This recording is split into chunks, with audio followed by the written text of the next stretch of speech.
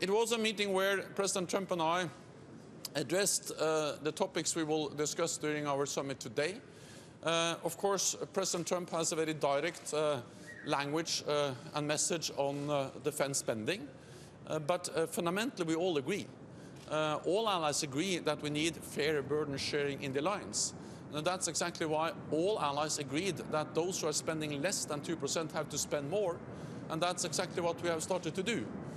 Because we have turned the corner after years of cutting defense budgets. All allies have now started to increase.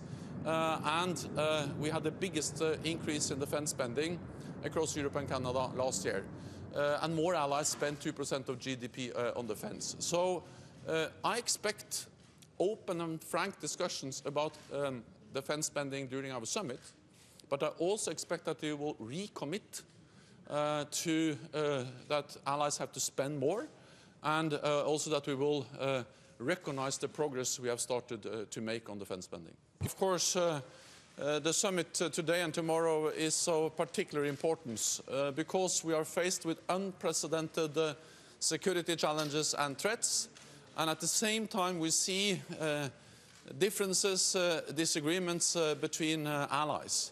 So it is very important that this summit shows that NATO delivers, that we are able to do more together, all 29 allies, North America and Europe.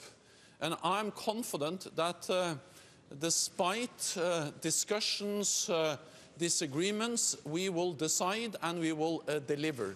We decided in NATO to have a defense spending on the level on annually on 2% of GDP. Yes, and this is and this is our responsibility and this is our obligation. So that's all. And do you think some countries are failing to meet that Look obligation? at the budgets. Thank you. Thank you.